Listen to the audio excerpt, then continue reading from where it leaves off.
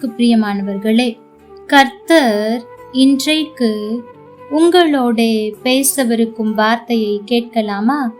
Esther 6ஆம் அதிகாரம் 1ஆம் வசனம். அந்த ராத்திரியிலே ராஜாவுக்கு நித்திரை வராதபடியினால் கால வர்த்தமானங்கள் எழுதியிருக்கிற நடபடி புஸ்தகத்தை கொண்டு வர சொன்னான். அது ராஜ சமூகத்தில் வாசிக்கப்பட்டது. எனக்கு பிரியமான தேவ பிள்ளைகளே, இந்த வசனம் இப்படியாய் ஆரம்பிக்கிறது, அந்த ராத்திரியிலே என்று.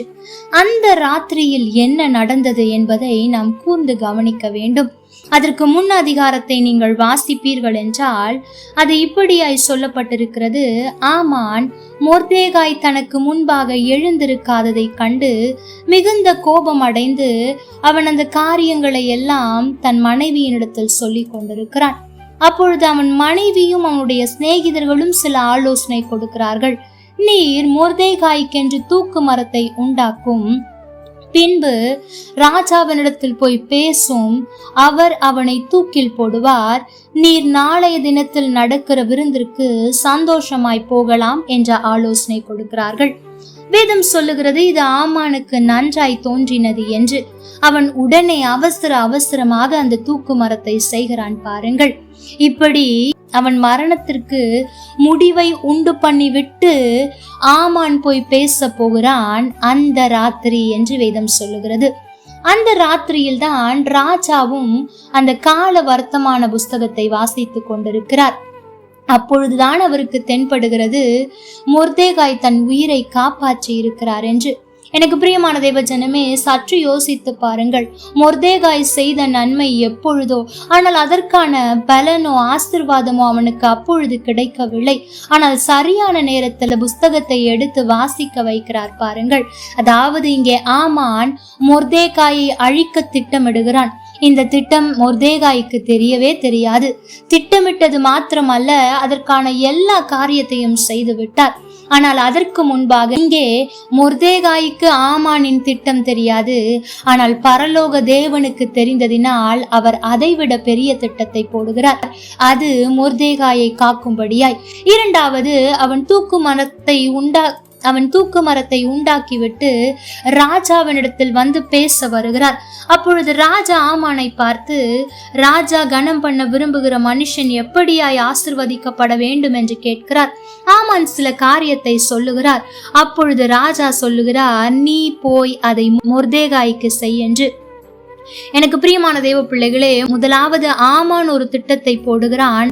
மொர்தேகாய் அந்த திட்டத்தை அறியாதிருந்தாலும் ஆண்டவர் அந்த திட்டத்திற்கு பதிலாக வேறொரு திட்டத்தை போடுகிறார். இரண்டாவது, இங்கே ஆமான் அவனுடைய மரண செய்தியை குறிக்கும்படியாய் பேச வருகிறான்.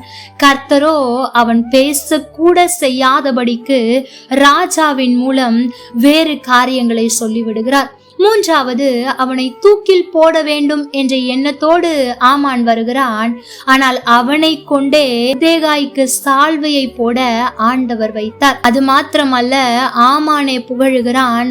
ராஜா கனம் பண்ண விரும்புகிற மனுஷன் இப்படியாய் தான் ஆசிர்வதிக்கப்படுவான் என்று அங்கே சொல்லுகிறான். கடைசியாக கூட ஒருவர் தூக்கிலிடுவதற்கு முன்பாக அவர்களுடைய முகத்தை முக்காடிடுவார்கள். அந்த எண்ணத்தோடு தான் ஆமான் வருகிறான். மொர்தேகாயை தூக்கில் போட வேண்டும், முக்காடு போட வேண்டும் என்ற எண்ணத்தோடு வருகிறான். அது ஒரு அவமான சின்னமும் கூட. ஆனால் வசனம் சொல்லுகிறது, நீங்கள் 6ஆம் அதிகாரம் 12ஆம் வசனத்தை வாசிப்பீர்கள் என்றால், ஆமான் சஞ்சலப்பட்டு முக்காடிட்டு கொண்டு தன் வீட்டுக்கு திரும்பி ஓடினான் என்று வசனம் சொல்லுகிறது.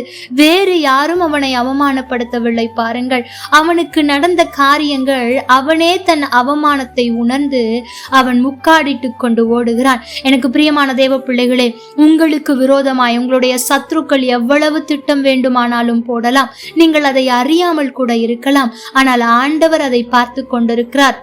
அவர்கள் திட்டத்தை விட ஆண்டவரின் திட்டம் மேலானதாய் இருக்கும். அவர்கள் உங்களை அழிக்கத்தான் திட்டம் போடுவார்கள், ஆனால் ஆண்டவர் உங்களை உயர்த்த அந்த திட்டத்தை மாற்றுவார். இரண்டாவது, அவர்கள் உங்களுக்கு விரோதமாய் பேச வரலாம், ஆனால் ஆண்டவர் அதை பேச இடம் கொடுக்க மாட்டார். மூன்றாவது, உங்களை அவமானப்படுத்த வேண்டும் என்று நினைக்கிறவர்கள் மூலமாகவே உங்களை ஆசிர்வதிப்பதோடு மாத்திரமல்ல, அவர்களே உங்களை புகழும்படியாய் ஆண்டவர் வைப்பார். கடைசியாக உங்களை அவமானப்படுத்த அவமானப்படுத்த நினைக்கிறவர்களுக்கு முன்பாக ஆண்டவர் உங்களை உயர்த்துவதோடு மாத்திரமல்ல, அவர்கள் தாங்களே அவமானப்பட்டு கொண்டு போகும்படி ஆண்டவர் செய்வார். ஆனால் இதையெல்லாம் யாருக்கு செய்வார் தெரியுமா? இதற்கு முன் அதிகாரத்தை வாசிப்பீர்கள் என்றால், என் ஜனம் அழிந்துவிடக் கூடாது என்பதற்காக யார் ஒருவர் அங்கே வைராக்கியம் காண்பித்தாரோ அவருக்குத்தான் ஆண்டவர் வைராக்கியம் காண்பிக்கிறார். ஆகவே இந்த நாளில் தேசத்திற்காக, தேசத்தின் ஜனங்களுக்காக நாம் வைராக்கியம் காண்பிக்கும் போது அவர் நமக்காக வைராக்கியம் காண்பிப்பார். கர்த்தர் தாமே உங்களோடு கூட இருந்து உங்களை ஆசீர்வதிப்பாராக. ஆமென். லைக் பண்ணுங்க, ஷேர் பண்ணுங்க, கமெண்ட் பண்ணுங்க.